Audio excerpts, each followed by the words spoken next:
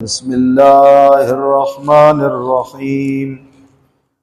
عن جابر بن عبد الله الأنصاري عن فاطمة الزهراء عليها السلام بنت رسول الله قال: سمعت فاطمة أنها قالت: دخل علي أبي رسول الله في بعض الأيام فقال: السلام عليك يا فاطمة.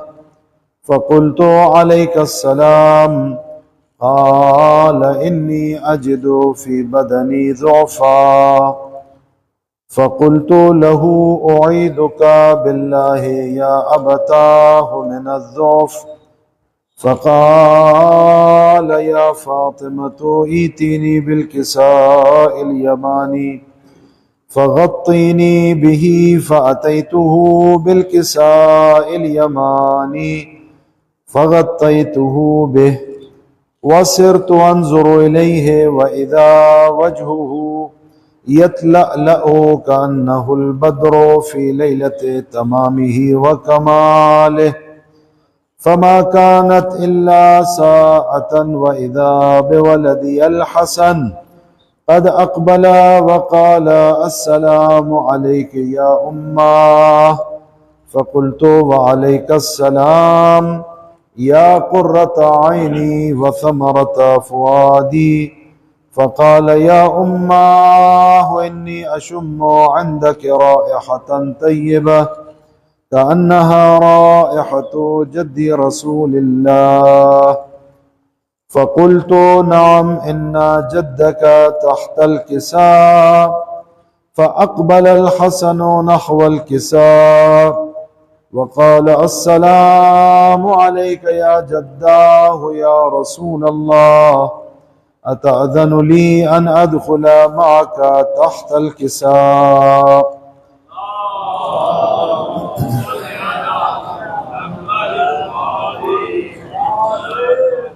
فقال: وعليك السلام يا ولدي ويا صاحب حوضي، قد أذنت لك.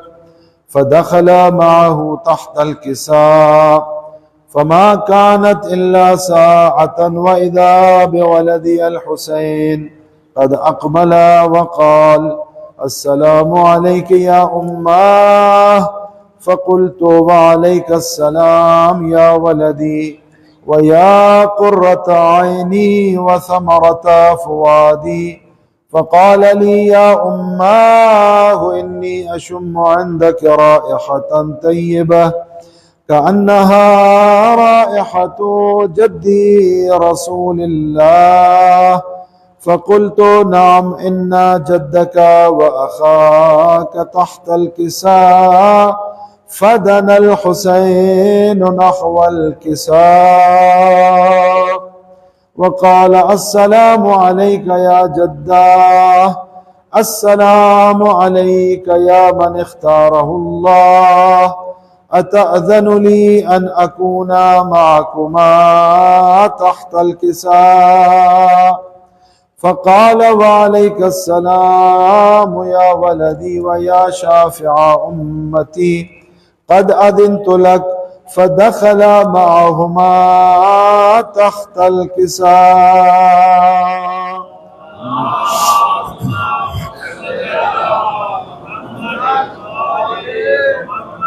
فأقبل عند ذلك أبو الحسن علي بن أبي طالب وقال: السلام عليك يا بنت رسول الله.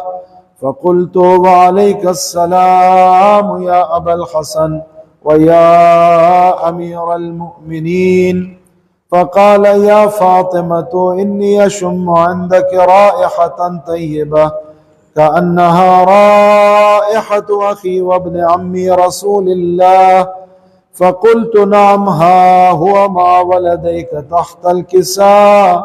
فأقبل علي نحو الكساء وقال: السلام عليك يا رسول الله، أتأذن لي أن أكون معكم تحت الكساء؟ قال له: وعليك السلام يا أخي ويا وصي وخليفتي وصاحب لوائي قد أذنت لك. فدخل علي تحت الكساء.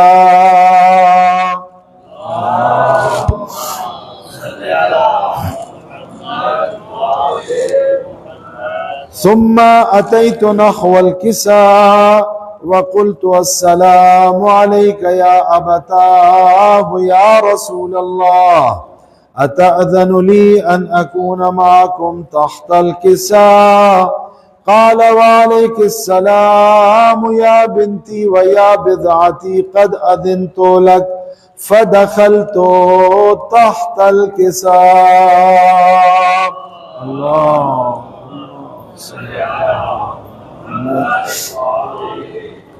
فلما اكتملنا جميعا تحت الكساء أخذ أبي رسول الله بطرفي الكساء وأومأ بيده اليمنى إلى السماء وقال اللهم إن هؤلاء أهل بيتي وخاصتي وحامتي، لحمهم لحمي ودمهم دمي، يؤلمني ما يؤلمهم ويحزنني ما يحزنهم. أنا حرب لمن حاربهم وسلم لمن سالمهم وعدو لمن عاداهم ومحب لمن أحبهم. إنهم مني وأنا منهم، فاجعل صلواتك وبركاتك ورحمتك وغفرانك ورضوانك علي وعليهم، وأذهب عنهم الرجس وطهرهم تطهيرا. اللهم صل على محمد. فقال الله عز وجل يا ملائكتي ويا سكان سماواتي، إني ما خلقت سماء مبنية ولا أرضا مدحية ولا قمرا منيرا ولا شمسا مضيئة ولا فلكا يدور ولا بحرا يجري ولا فلكا يسري إلا في محبة هؤلاء الخمسة الذين هم تحت الكساء.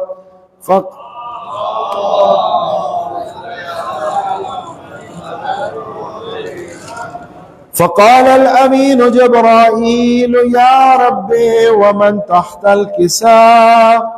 فقال عز وجل هم أهل بيت النبوة ومعدن الرسالة، هم فاطمة وأبوها وبعلها وبنوها صلوات.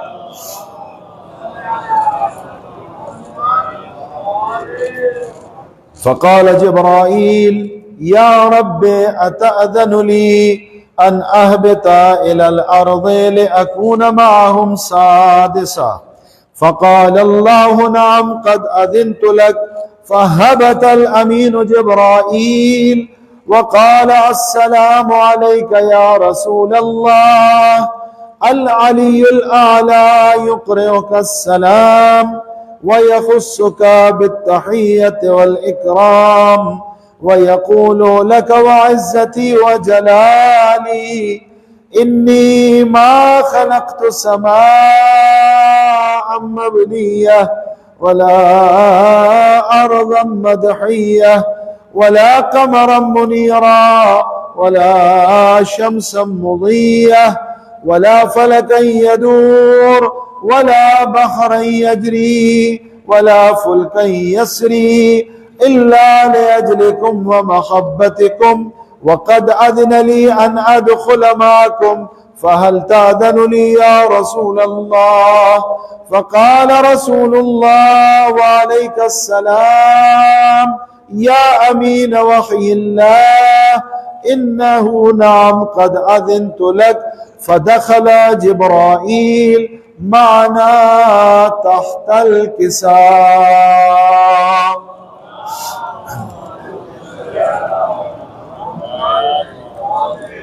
فقال لأبيه: إن الله قد أوحى إليكم يقول: إنما يريد الله ليذهب عنكم الرجس أهل البيت ويطهركم تطهيرا.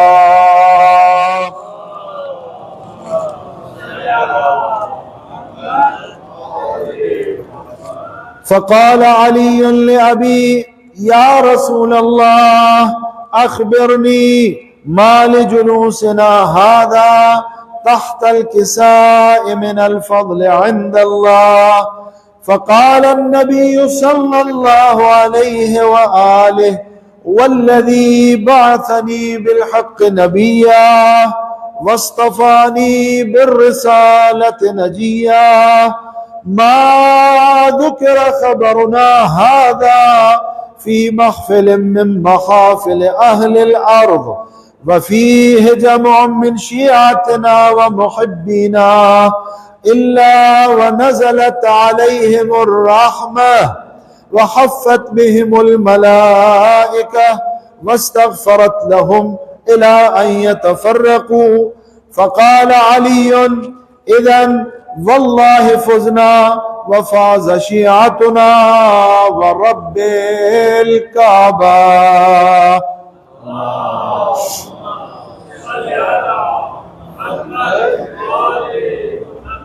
فقال أبي رسول الله صلى الله عليه وآله: يا علي، والذي بعثني بالحق نبيا واصطفاني بالرسالة نجيا، ما ذكر خبرنا هذا في محفل من محافل أهل الأرض وفيه جمع من شيعتنا ومحبينا وفيهم مهمومون إلا وفرج الله همه، ولا مغمومون إلا وكشف الله غمه، ولا طالب حاجة إلا وقضى الله حاجته. فقال علي: إذن والله فزنا وسعدنا، وكذلك شيعتنا فازوا وسعدوا في الدنيا والآخرة ورب الكعبة.